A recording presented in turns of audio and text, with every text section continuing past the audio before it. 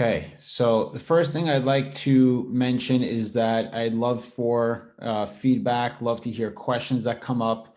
Obviously, we're going to be covering a lot of different details. So, I'd love to hear more from you guys as to what questions you have and how we could help you do more deals or your first deal even sooner.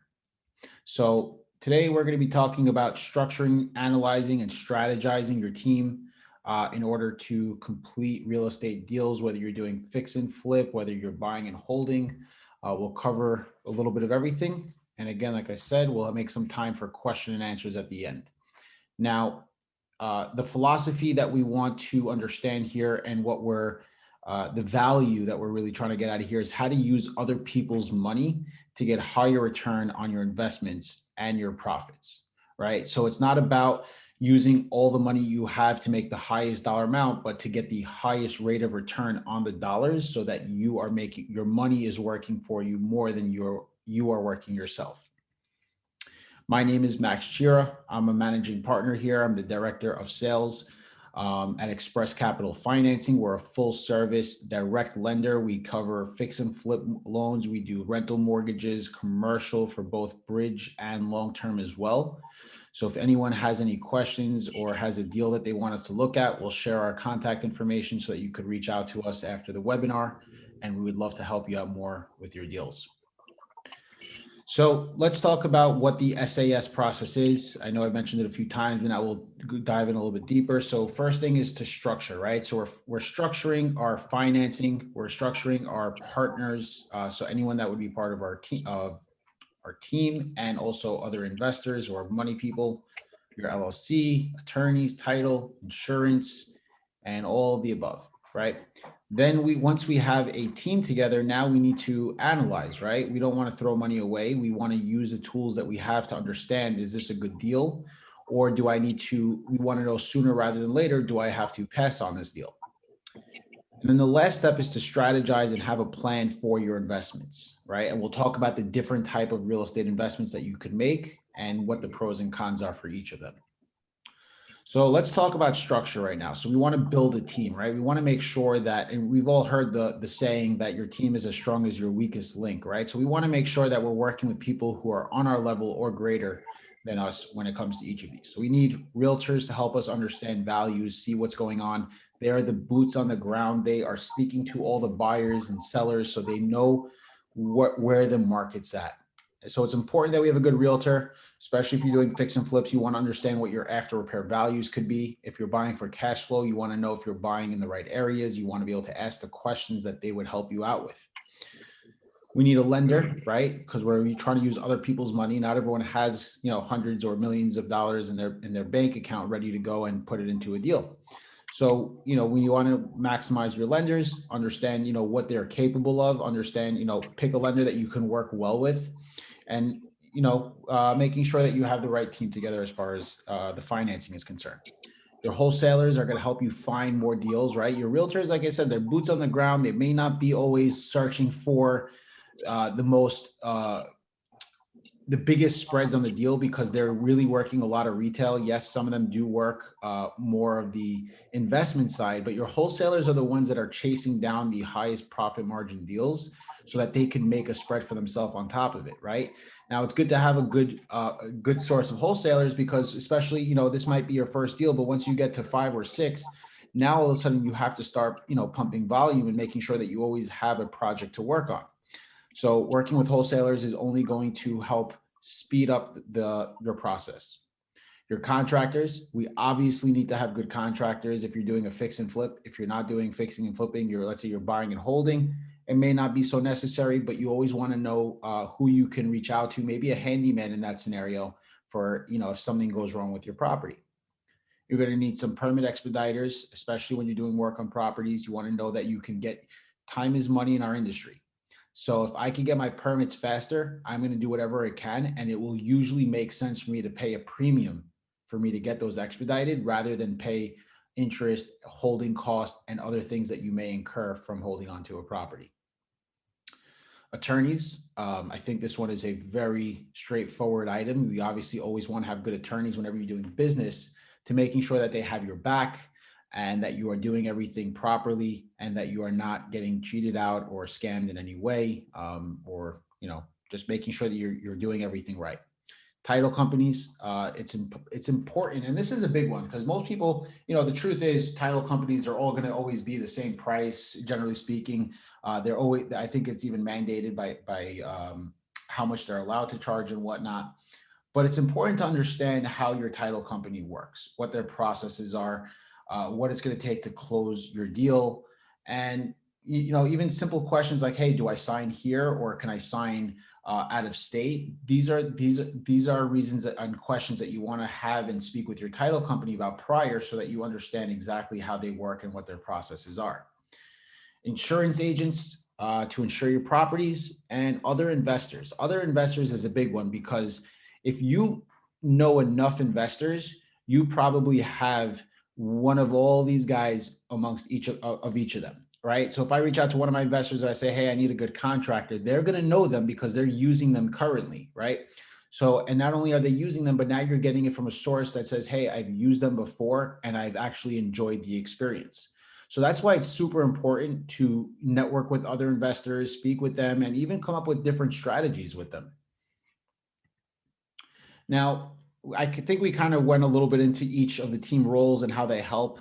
But just to go over again, realtors, understanding values, lenders, to use their funds and to get into more deals and scale your business faster. Again, I think we really covered all this. I'm just going to skip over this. Now, when it comes to structuring the team, where do we find them, right? There's a lot of people that we just mentioned, and now we have to go find them. So one way that you can find them is at open houses. At open houses, you're going to find realtors, and you're going to know that they work that area specifically also because they're currently hosting an open house in your area. So there's probably a good reason for them to be there. You also sometimes will find mortgage brokers. Now, again, when I say mortgage brokers, I'm talking more of the FHA, the primary homeowner lenders. Now, why is it good to know them? Well, I would like to know what's out there and programs available to my buyers if I'm fixing and flipping a house, so that if a potential buyer walks in, I can actually guide them into doing what's best for them and getting my property sold. So it's always good to have more people on your team rather than less. Referrals, your other teammates and other investors, right? So I might reach out to my realtor and say, hey, which title companies or contractors do you work with that have been really good to you? And that's how I could go ahead and find more people to build my team. Networking events and webinars just like this. By the way, I can't believe I didn't mention it this time, but I think everyone should always be networking. Use the chat area to mention who you are, what you do, and how you can help everybody on this webinar. We also have online sources like Zillow, Trulia, Redfin, Homes.com, and Realtors.com. Now, how do I use these? I usually use these to find more of realtors. And the way I would do it, or even foreclosure agents. And the way I would do that is I would go onto those websites, I would search the area that I'm looking to invest in, and try to find the name or the agent or the team that shows up more often than not in that area. And that's probably going to be my go-to person, because it shows that he does a lot of transactions in the area that I'm looking to be in. Courts and auctions are a great place to meet other investors. And then you have social media groups. There's a ton of different groups. There's a ton of different apps that are coming out now between Clubhouse, you have Facebook groups, you have Meetup.com. There's so many different places where you can go out there and meet other people just like yourself, people that are in the industry and looking to do more deals. And then you also always have Yelp and Angie's List. Angie's List is really good for finding contractors. I've actually found a couple of people that we use today through Angie's List. And again, these are just some suggestions. These are not the only ways, but go out there, get creative, find more ways to talk to more people and have more meaningful conversations to having them join your team. Now we want to find deals also, right? So now what are some good sources to find our deals? We have a lot of different websites that everyone probably has heard of at some point or another, and you should definitely check them out. So you have LoopNet, which is more for your commercial and multifamily properties. You have auction.com, which is going to be your an auction website to find bank-owned properties. You have Craigslist.com, where you can use it to find for sale by owners. Realtor.com is going to show you mostly deals that are currently on the market, and you could also search up through Realtor, Trulia, and Zillow. You can even look up pre-foreclosures and start to skip trace some numbers. Realty Track is another great place where they have investment friendly properties. PropertyShark.com. Now, Property Shark is more to source data to help you look for something specifically that you want to prospect for, right? So if you have an ideal property type that you're looking to target, I would recommend trying Property Shark and looking at their different options of to how you can get those lists and then skip trace them, or even they sometimes even have the information that you're looking for on Property Shark directly. We also have, if you go to our website, Express Capital FInaincing, there are we have affiliate partners and many different ways that you can go about finding new business, whether it be through buying list of divorces, foreclosures, pre-foreclosure properties. There are so many different people out there that have technology built to get you the highest amount of information so that you can have more conversations with sellers and not be sitting there trying to constantly source your list. MLS is a great place to find properties. I know a lot of people say there's no deals there. I see deals that come across my desk all the time. And when I ask where they found it, it's usually the MLS. So the MLS definitely works. And then you have things like RedX. You wouldn't need the MLS to be a part of RedX, where you can go ahead and get expired listings for sale by owners. You could even get a cold calling list if you want to just prospect an entire area and see who's selling. So those are just websites, right? That's what things that you could do that are going to be to search for the information. Now, if you want to get more active, you want to get more hunting style, you could always go driving for dollars. You could go to networking events and speak with other wholesalers. Wholesalers on their own banks and courthouses. If you meet a asset manager, they're always looking to offload their bank properties. Then you have Craigslist, which we mentioned. Again, this is more for motivated sellers who may not have, they're in the situation in a sense that they can't afford to pay the realtor. And that's why they're trying to sell it themselves. They're trying to maximize their dollars, and they're looking for someone like yourself that can help relieve the pain, take over the property, and help them move on to the next stage of their life. So Craigslist has been amazing so far. And you could also look for rental ads, right? Because guess what?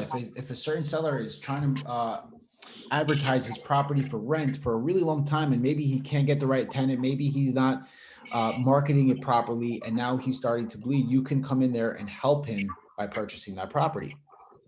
You also have mentorship groups, a lot of them on Facebook, and they're constantly growing.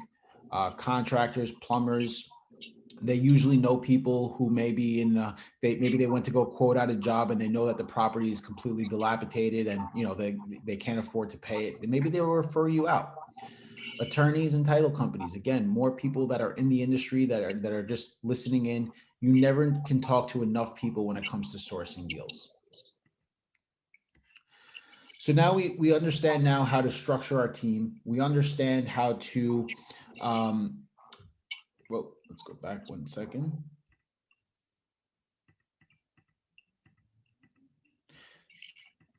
I'm sorry about that. We know how to structure our team. Now we want to understand how to analyze our deal. So the three biggest things that we have to look at really are our market trends, what's happening in our area, right? We want to keep our finger on the pulse, know what's happening in our market. We want to have a sheet that we put together, and I'll share one with you. And we also have a deal calculator that you could use as well, which I'll go through. And these are ways that you could analyze and understand your deal as fast as possible so that you know if a deal is worth spending time on or if you need to move on to the next one.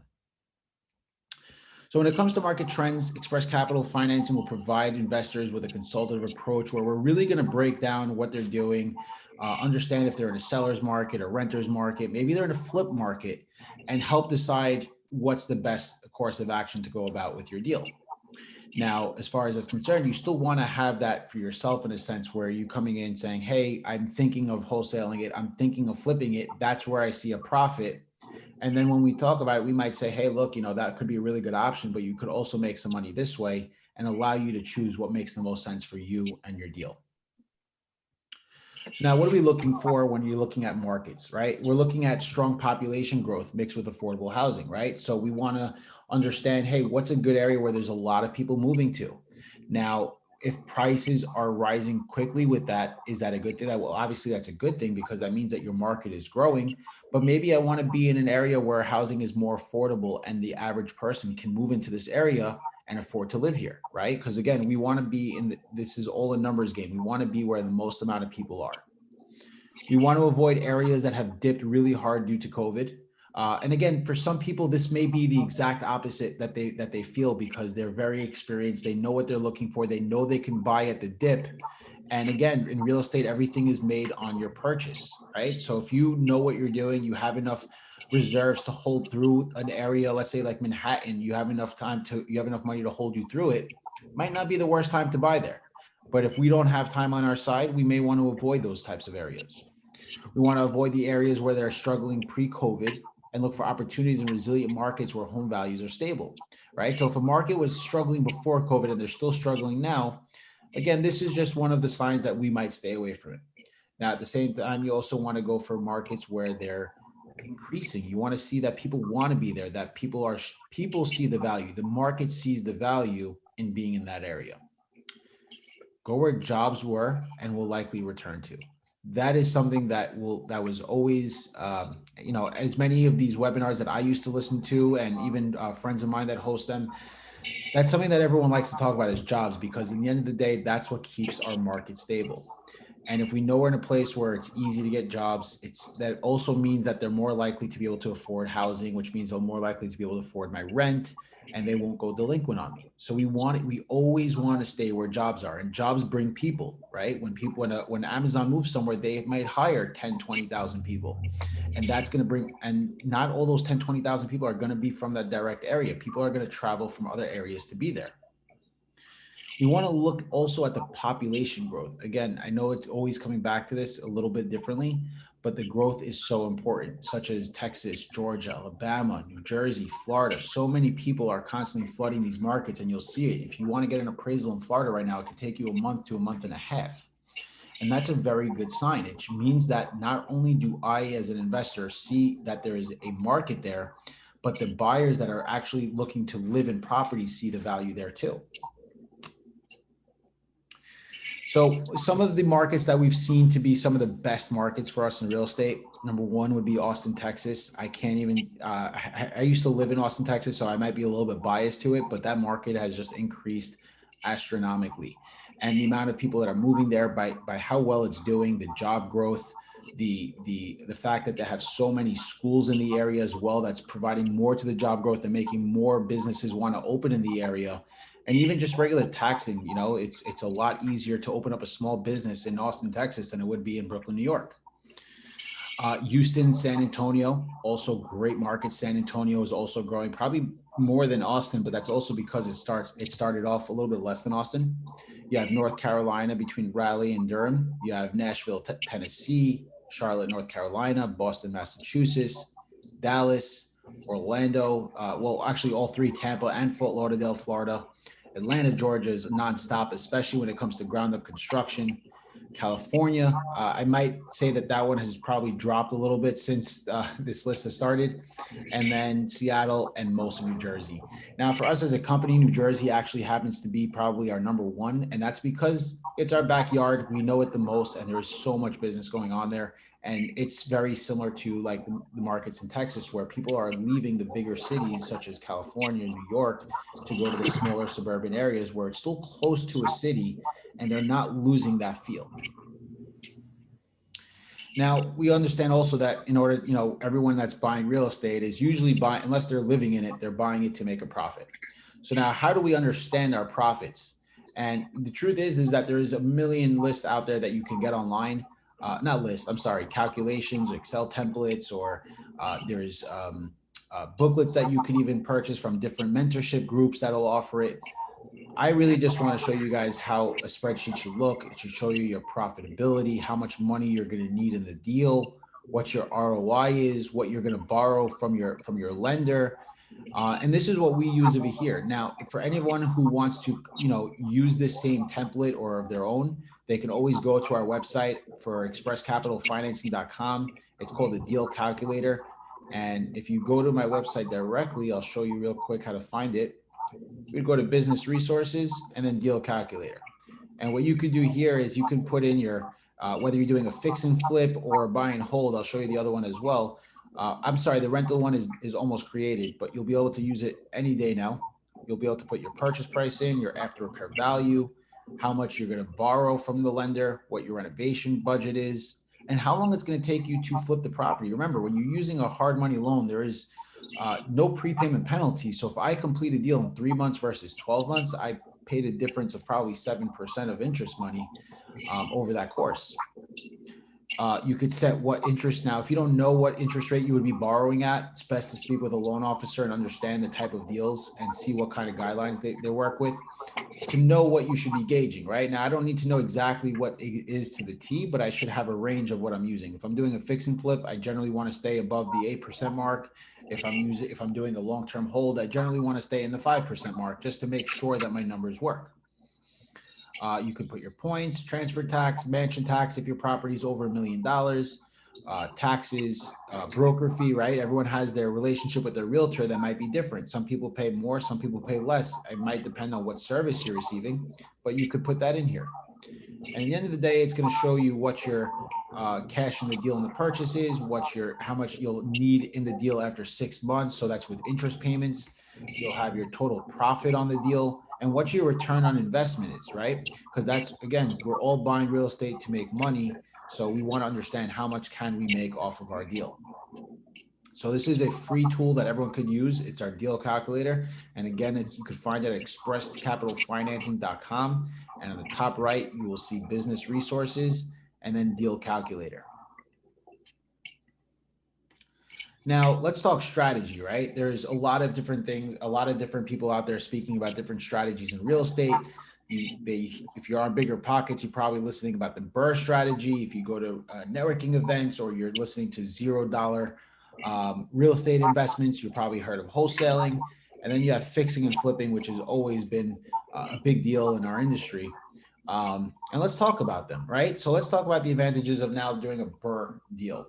The advantages here is that you're buying a cash flow, but you're not buying it for a premium. You're getting a really high rate of return on your investment because you're not only making a spread, you're not only adding in your sweat equity as far as the work into the deal, but you're also then going to be able to refinance, collect some of that back, and now start to cash flow at maybe less money than you would have had in the deal if you bought it turnkey. Again, the built-in equity, that's huge, and the potential to pull out money using a cash out refinance. So the BRRRR strategy, for anyone that doesn't know, it's buy, rehab, rent, refinance, repeat. So I'm buying a property that needs work. I'm rehabbing it to get it into a stable condition where I can put a renter in there. I'm then putting my renter in and making the property cash flow and stabilizing it. I'm then going to refinance either for a rate and term, meaning I'm paying off my hard money lender and leaving my equity in the deal, or I may look to do a cash out refinance and pull some of my down payment back out of the deal if I can. And then I'm going to go ahead and repeat this process using that money that I just took out of the cash out to do my next deal. So this is a way that you can, it's kind of a hybrid between the fix and flip and a rental property. And again, this would require time, right? This is not something that I can do if I'm very stressed for time and I don't have the time to call my contractors, follow up with them, find the right deals and source it. This cannot be, maybe that's not for me, right? So let's talk about the negatives. The negatives are the possibility that the property doesn't appraise at the value we thought it would and getting a cash out, right? Because there is a period of time where you're rehabbing the property, you're going through the refinance. It could take a few months. And what happens if the market, changes a little bit, or we just don't get that appraised value? Number two is, and why does that affect us? By the way, it's because the refinance, then if I can't get a refinance large enough to pay off my lender, well, I might be stuck in that hard money loan, and then you might be forced to sell or take a loss. And that's why it's important, by the way, and that's why as a hard money lender, we're always getting a after repair value for you when we lend you the money initially, so that you aren't put in a position like this. So we have numbers and say, hey, this is what our property should appraise for once we're ready to do our refinance. Number two, dealing with the rehab. Again, that's work, that's sweat, that's time, dealing with contractors, making phone calls, solving problems. Some people don't have all that time to put into it. And the third thing is you may need to come with a cash to close on your refinance loan if the property doesn't appraise. So what happens then? Do we have that money to put down to secure our property and keep it so that we can keep our cash flow and allow and hold on to it for the market to be put into a better situation. The next strategy we're going to cover is wholesaling. So the advantages of wholesaling is it's fast, it's simple, and it's quick. I could have a property under contract today and get rid of it by tomorrow, and under contract with another investor tomorrow and close in a week or two, right? So I can have made money all within 2 weeks through wholesaling. I could do this with no cash or credit. I don't need credit at all. When I say no cash, you may still need to put down an earnest money deposit to get the property under contract, but it's not a 10 or 20% down or anything of that nature where it's a large sum of money. And again, if you're a good negotiator, you could probably even get a very, very low earnest money deposit with your sellers, or maybe none at all. The third thing is it's location independent. So I don't need to live in Atlanta if I want to wholesale a property in Atlanta. I don't need to visit the property even unless I really want to analyze it. But some really good wholesalers can analyze a property from their desktop. High demand. There is always going to be an influx of investors looking for these properties. And if you have the right property, you are now in demand. And people are always, like I said, people are looking for these deals. They want to make money. You now have an asset that can make them money and you can flip it very easily. And the last thing is a high return on investment. That's also because there's almost no cash needed. So everything you make is a profit. So these are some of the advantages of wholesaling. Now let's talk about some of the disadvantages and why it might not be for somebody. You might not have a buyer, right? You may have not analyzed the deal properly, or maybe you did analyze the deal properly, but it's just that it's not in a great demand and now nobody wants to buy it. You may lose that earnest money deposit if you put your contract with no contingencies. So again, that's why you may want to put a very small down payment. Keeping up to date on potential buyers. You have to really have a book of business and keep in touch with all of them. Your buyers are going to be a lot of repeat buyers. A lot of the times you're going to be walking into properties, you're going to know almost who's going to buy it from you based on that. And you have to keep in touch with them. You have to make sure that you spend time on the phone with each and every one of them, understanding their goals, understanding what they're looking for so that you could find the right properties for them. And number three is there's no guaranteed income. It's a sales position in a sense where you make what you get. And, if you push yourself, you will make a lot of money. But if you're not going to push yourself, not motivated, you can sit there wasting a lot of time and money of your own that you could eventually have done something else with. Now let's talk about the fix and flip strategy.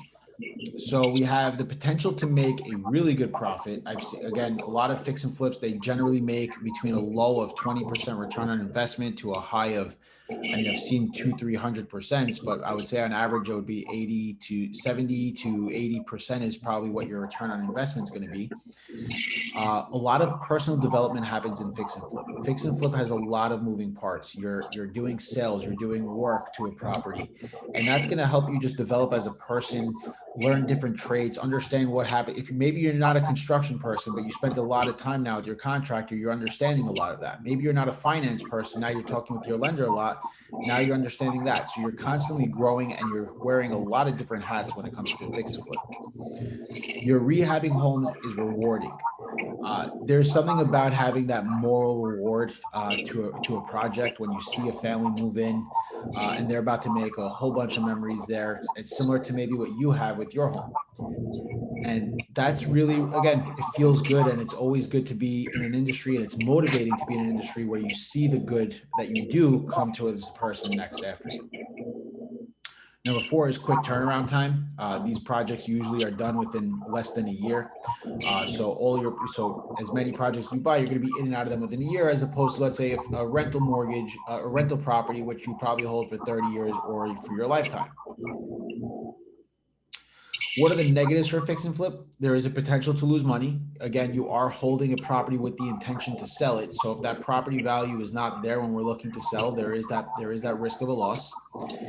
And stress. there is no question that there's a lot of stress in fix and flip. And again, I'm going to refer this back also very similar to the BRRRR strategy. So anything that you probably saw under the BRRRR is going to be the same negative under fix and flip because they're very similar to each other. There's a lot of work that goes into this. You have to put out a lot of fires. You have to constantly speak to your contractors, get them paid. You have to be finding deals and being on the hunt at all times. So not only are you hunting, but you're trying to sell properties and you're trying to fix up properties all in the same day. So that covers all the different types of strategies. Now, I'm going to go ahead and tell you guys a little bit more about Express Capital Financing and the loan programs that we offer to our investors. So if you're doing a rental property, you're looking for the cash flow, our Rental 360 is going to be for you. We lend on properties that value about 100,000 or more with a loan amount of 75,000 to 2 million for single families. We'll go higher for 4 families and up. Interest rates have actually gone down since I put this presentation together. This says over here 5.25. I would say right now I'm happy to say right now we're lending at about 4.5 to mid 5s, depending on the property, LTV, and the borrower's credit score. We accept a 650 plus minimum credit score, and our max LTV is going to be 75 for a cash out, not 70. And we'll go up to 80% for a purchase or a rate and term refinance. For those of you who are doing the same thing, but for commercial properties, meaning they're buying the cash flow and they want to play the game for the long run, we have our no-doc commercial mortgages where we lend for loan amounts from 50,000 to 15 million. Our interest rates so we can go full doc here, by the way, if anyone wants, but this is not the full doc option. Our rates do start in the 5s. It has gone down a little bit since here. We work in commercial with a credit minimum of 550. If it is below, you can reach out to us and we would be happy to have that conversation. And we go up to a max LTV of 75% for commercial properties. Excuse me.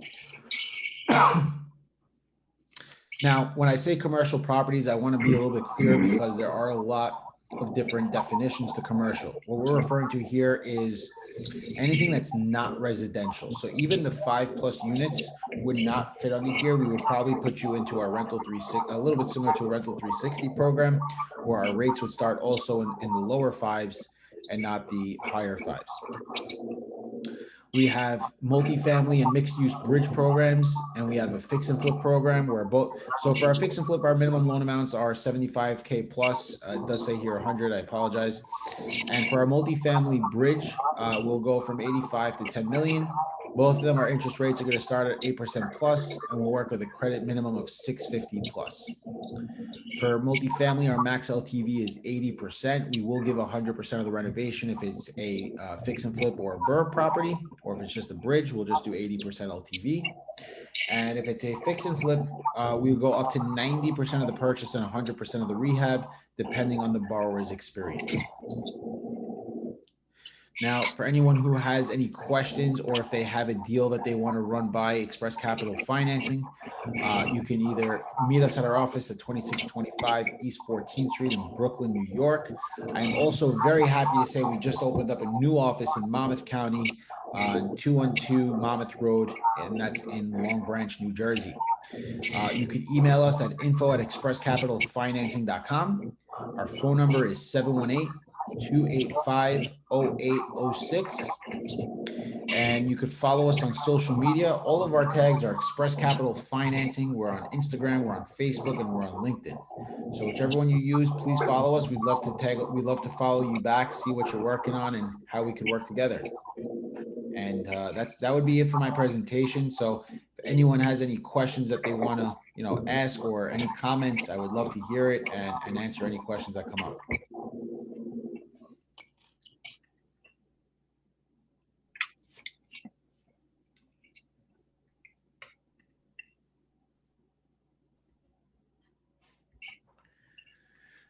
Vic, are you here, by the way? I'm here. Can you hear me? I'm here. I'm going to give another, looks like we got our question came in. Got one. So when dealing with your loan programs, what do you mean by LTV? That's a great question. So LTV is a vague term. There's no question about it. It just means the loan to value, right? So are we talking about the loan to value on the purchase? Are we talking about the ARV? So to help define that question a little bit better, so we will go up to 75% of the after repair value of a property, and we'll go up to 90% of the purchase price of a property for a fix and flip. For a multifamily bridge, we would go up to 80% of the purchase price, and again, 70% of the after repair value. And for a rental property, if you're doing a purchase, it's always going to be based off the purchase price, and we would go up to 80% of that. And if you are doing, what did I miss? If you're doing a refinance for a rental property, we're going to base it, if you've owned the property for more than 6 months, we're going to base it off the current property value. If you've owned it for less than 6 months, we're going to value it based off of your purchase price plus your renovation or sunken cost. Hope that answered your question. I have another one. And we got another question from Juan. Do you do portfolio loans? Yes, we do. We do a lot of our portfolio loans in the rental side. We actually have a very strong program when it comes to it. You'll save some money on the rate. You'll also save closing costs, so it does pay to do it. Some of the reasons, I guess, to talk about it and have some conversation on this. Some reasons why people like portfolio loans is they're easy to manage. They can make one payment and be done with it. And also, again, they save some money on their closing costs. They save a little bit of money on the rate sometimes as well. Some of the reasons why people may not want to do it is because they may have intentions to sell properties off individually, and that's where a lot of their business comes from. And just for that flexibility, some people may elect to do them separately.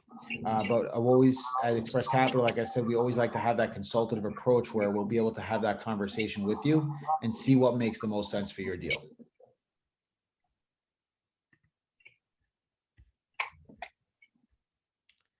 I'll give it another minute or so for any other questions that come in. Here we go.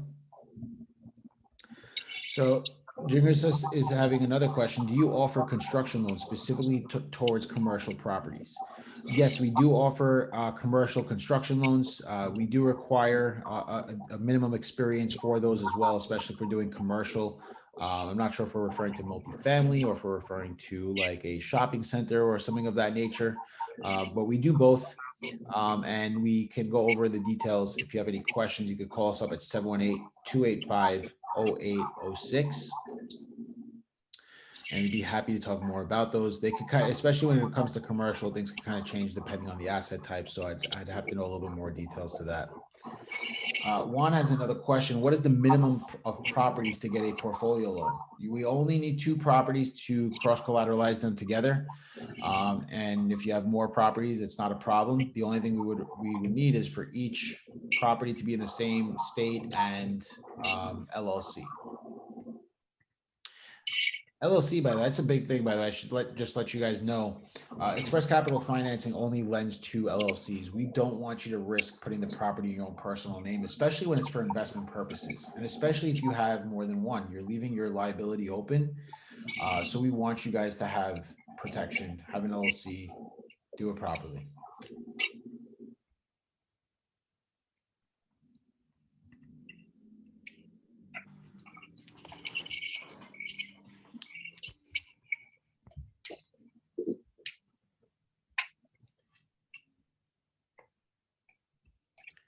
All right, I'm not seeing any other questions come in, but I do really appreciate Vic, first of all, you most of all, for having us here, putting together this amazing group of investors where everyone could learn and get more education from each other and grow as people and their businesses. It's always a pleasure to be here with the Fishkill real estate group, and I'm excited for the next one as well. And we'll make sure to put out our marketing on Meetup and our email blast that everyone receives.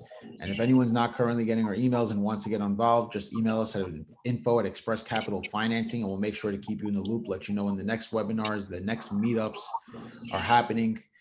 If anyone is interested in becoming a loan officer, Express Capital Financing is hiring and looking for talent. We're willing to train as long as we have the right, certain experiences under our belt.